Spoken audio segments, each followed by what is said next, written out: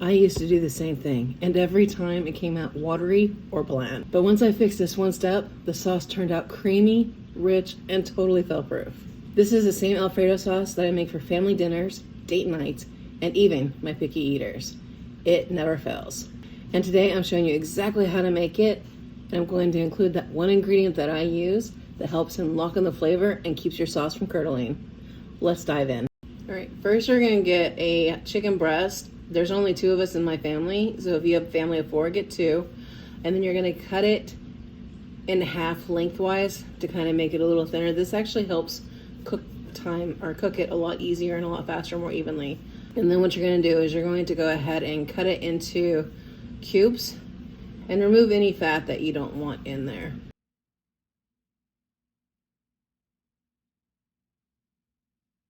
Having trouble with that one apparently.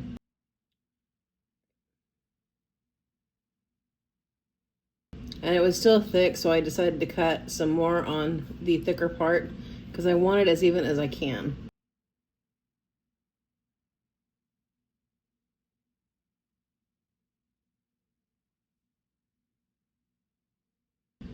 And now I'm just going to slice it so I can make cubes out of it.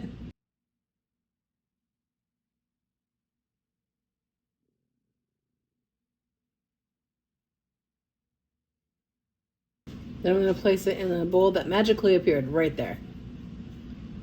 Gotta love TV cameras. I'm going to continue dicing up this chicken and placing it into the container. Place it into the bowl.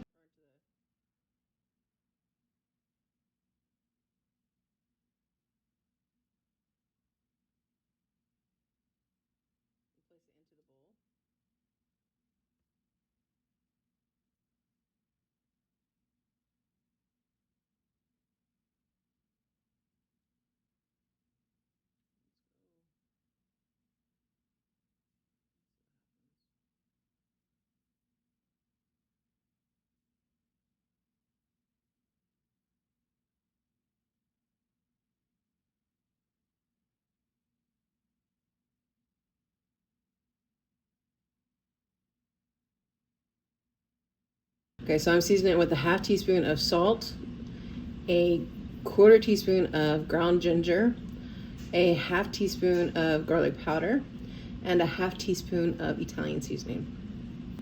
And I use 1 teaspoon of onion powder. Now the reason why I'm putting this in the bowl is because this actually helps lock in the flavor and gives it a good taste for the chicken. You don't want your chicken Alfredo, your chicken to not taste good for your sauce. So what I do is I put it in the bowl and then I mix it in with the spoon, just make sure all the pieces are coated. But if you don't want extra dishes, you could actually use a bag and place your chicken in there with all the seasonings, and then you can shake it and then make sure that blends in really well, and that's how you do it. So I've already heated up my stainless steel pan. Now I'm adding in a half cup of butter. You do not need to use a half cup of butter, but that's actually helps keep the flavor inside it keeps it juicy and moist with the chicken. If you want, you could probably use a couple tablespoons of butter, but then add a little bit more, probably a couple 2 to 3 teaspoons of olive oil, because that also helps the butter from burning. And that's what I'm doing, but I'm only adding about maybe 1 tablespoon of olive oil, and that helps the butter from burning. Now I'm just gonna mix it, make sure that it's evenly spread. And now I'm going to add all that marinated chicken that we just did.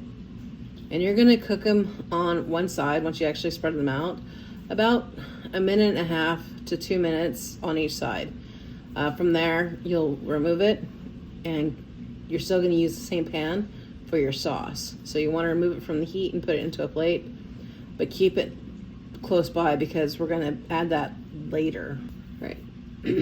So I'm separating the chicken and making sure that it's even, and now you can see I put a timer up here so you can see how long it is until I actually flip the chicken over, which is not very long. It's about 1 minute and 20 seconds.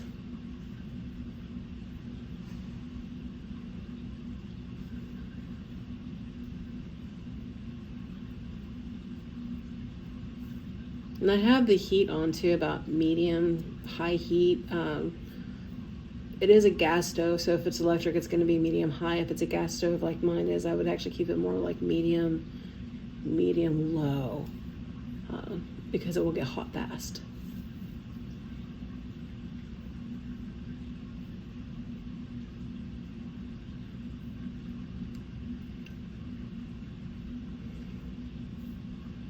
And the reason why you don't want to do more than 90 seconds or a minute and a half is because that's how you're going to make sure that you don't overcook your chicken. That is the biggest problem with chicken. A lot of people tend to overcook it and it becomes dry. You want to keep it there and not flip it until it's time, and then flip it once and then remove it, and that actually locks in the juices in the chicken and makes it really tender and really yummy. Now again, because I have a stainless steel pan, I can use a spoon, but you might want to use a spatula if you have a Teflon pan that you're using.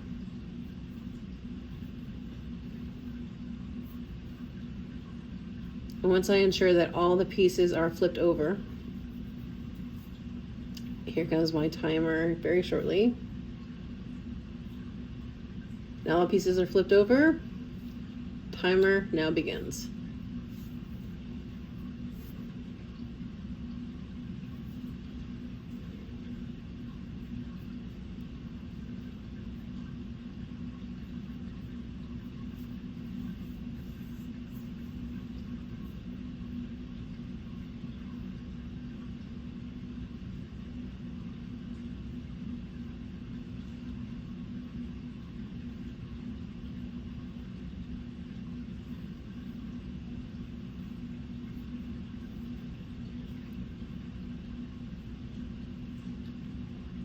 You can tell that my stove tilts a little forward because the fluid is more forward now instead of a little bit even, because all of the flavor, the butter and the oil have been actually helping with the chicken to soak in that moisture.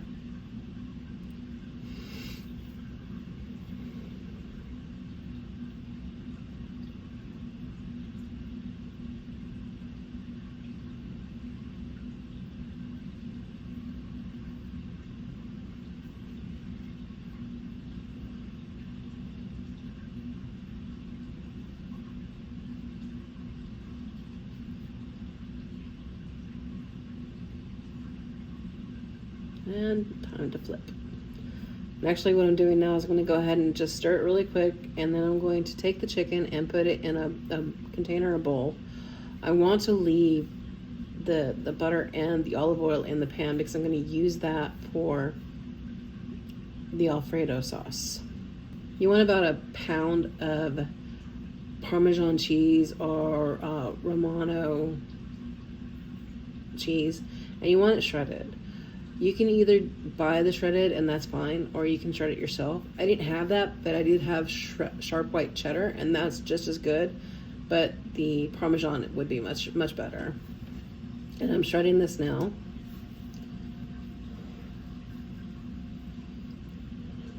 And I use Tillamook because they have more natural ingredients.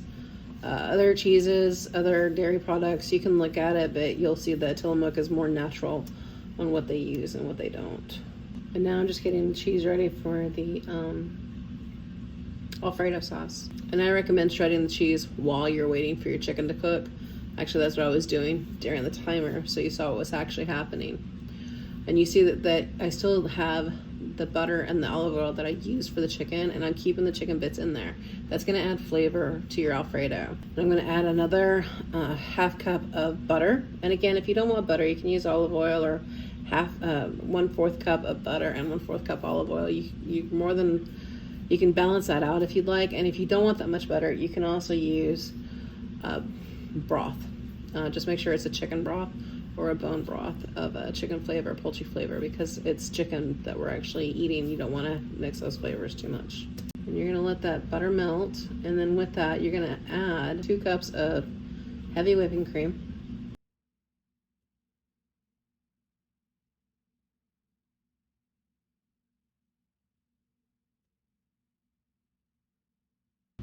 One cup of half and half or milk, whichever you like.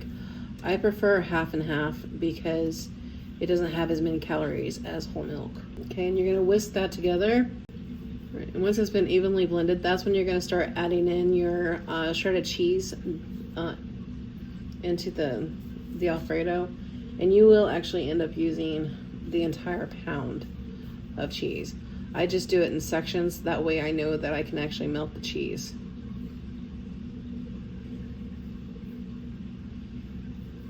So I do about a half cup and then I blend, and then I'll do another half cup and I blend.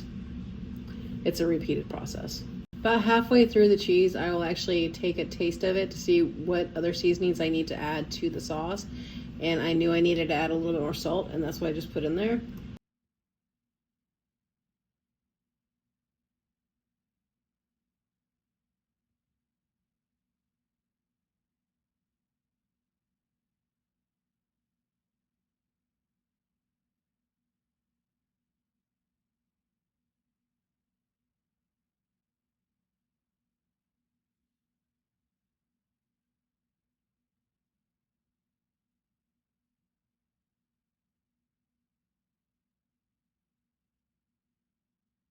Now here is the one secret ingredient that actually keeps everything from curdling and really good. You put in about an ounce, a little block, maybe an inch block of Tillamook cream cheese. The reason why I use Tillamook again is because there's not as many preservatives, but if you actually want to look at the difference between Philadelphia cream cheese and Tillamook, you can actually see that what I'm saying is Tillamook is much healthier for you. And then I slowly just blend that in and just wait until the cream cheese melts. And that will actually keep the Alfredo sauce yummy and delicious.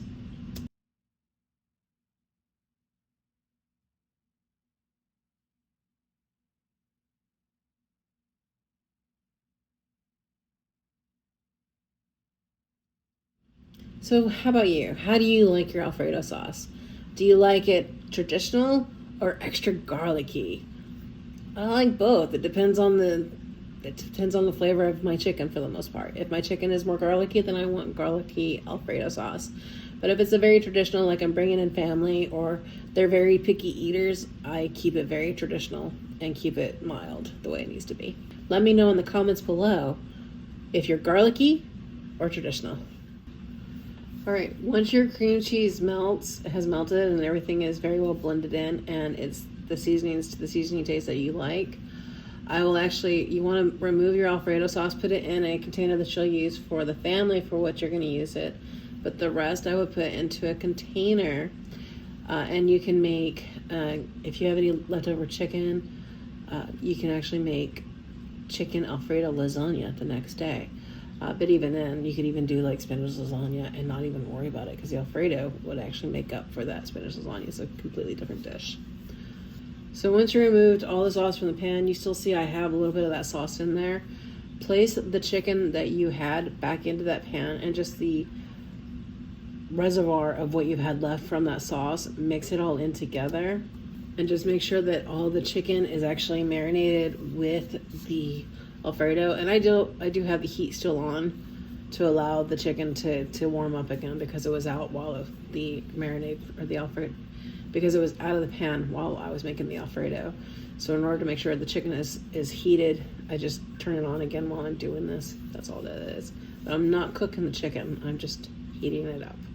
Now that it looks all covered and it looks delicious, go ahead and get your bowls that you want or your plates. Now if you're using traditional fettuccine, you want to start that before you even start the chicken, kind of get that ready to go for the boiling. But if you're using zucchini noodles, you would do that right when you got when you put the chicken back into the Alfredo sauce and just kind of cook it for a few seconds. We're actually using traditional fettuccine noodles on this one. And then I placed the chicken on top of my linguine noodles. And again, this is why I said for 2 people, 1 chicken breast will be fine. But if you have more than that, if you have 4 people, go ahead and use 2 chicken breasts.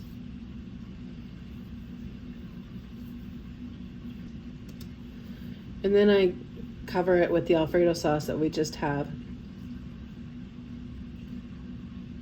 And it looks delicious, but I also know that we eat with our eyes, so I want more color. So I'm gonna add a pinch of paprika right on top of it.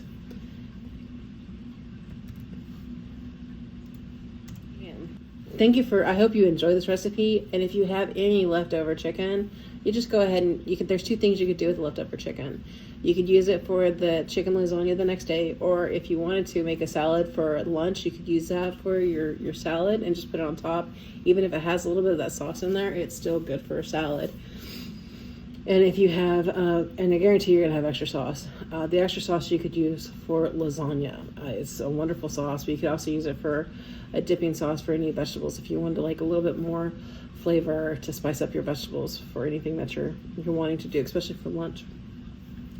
And for any leftover noodles, if you have it, then again, I would just add that into making a lasagna because you already have the pasta. Just add that and just kind of like layer it down and make it look a little prettier.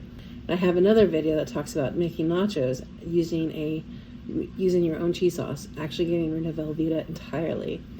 Click here to watch.